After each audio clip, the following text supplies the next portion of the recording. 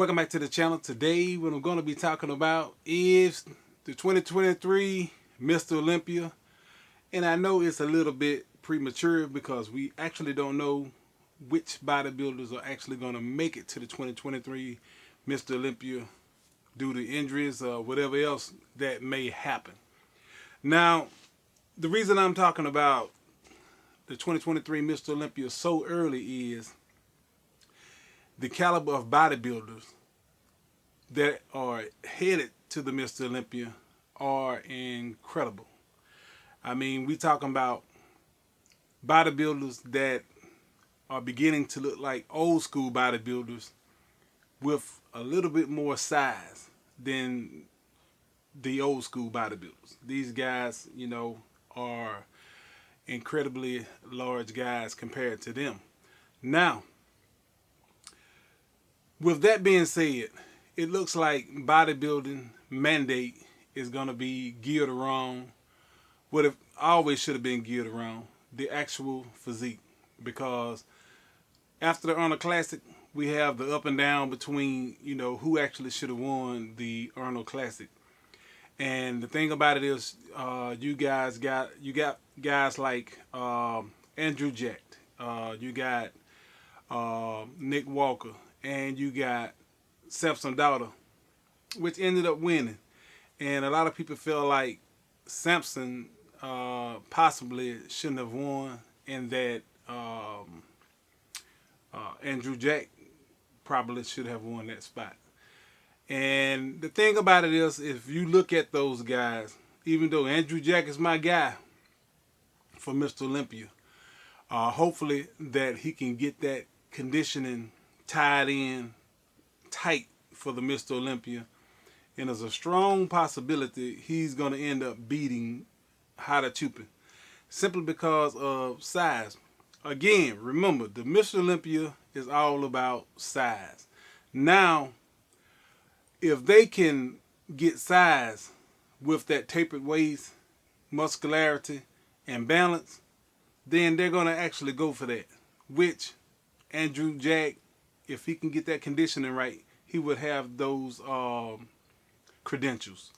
Now, the thing about it is, we're going to go with the top 8 for the 2023 Mr. Olympia, and that would be Hada Chupin, Derek Lunsford, Nick Walker, Andrew Jack, Big Ramey, Samson Daughter, Brandon Curry, and also don't forget about Hunter Labrado.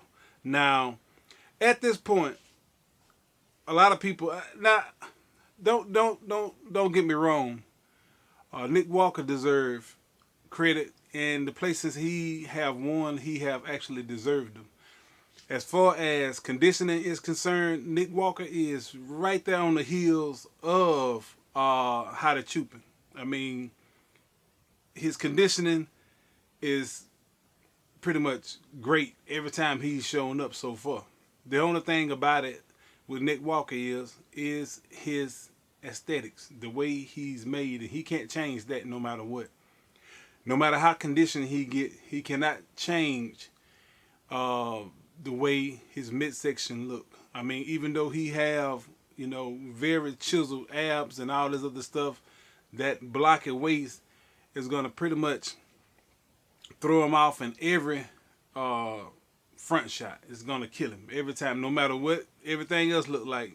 That blocky waistline, which is too blocky, is going to throw him off every time. But he's still going to be able to place high because of the conditioning and his size. Now, the thing about it is, you look at guys like Brandon Curry and Samson Daughter. Brandon Curry and Samson Daughter both have that 3D type of look.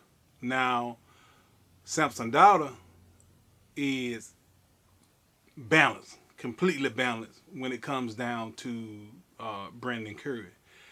Brandon Curry legs is going to throw him off. Samson's back width, I think he needs to be a little thicker in the back and bring a little bit more detail. All of the guys that are below Hada Chupin.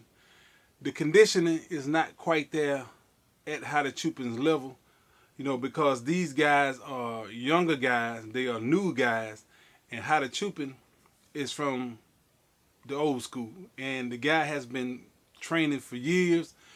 Therefore, his conditioning is going to be light years ahead of the other guys, as long as he can hit that mark, and he's known for hitting that mark. And so far, Nick Walker is able to do the same thing.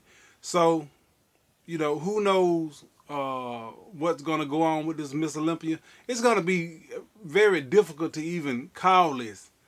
If Andrew Jack can come in with a little bit more, as far as the conditioning is concerned, Samson Daughter, the same thing, because Samson Daughter and Andrew Jack both have that big frame. That big frame is what the Mr. Olympia is looking for. And if those two guys can get that conditioning tied in tight, then they're going to naturally give Hada Chupin, a run for his money.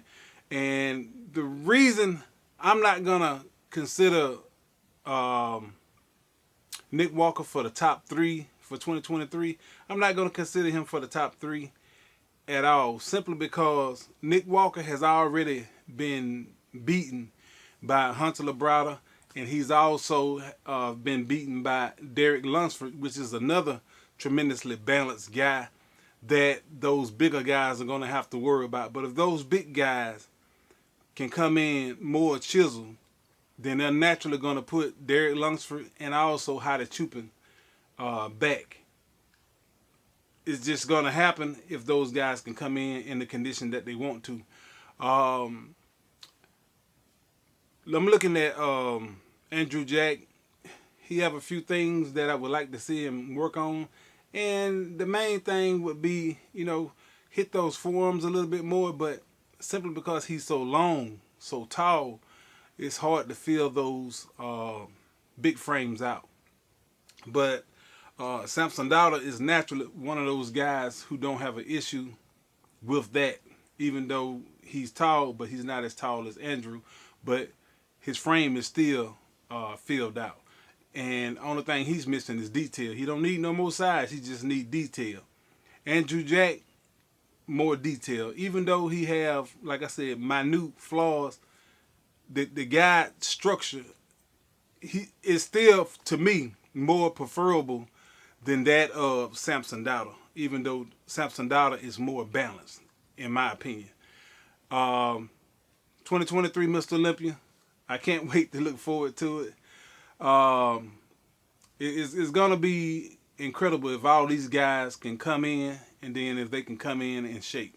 It's going to be a Olympia noteworthy of looking forward to. I mean, people are going to really be looking for this Mr. Olympia now because of the caliber of bodybuilders that are going to be present there for 2023.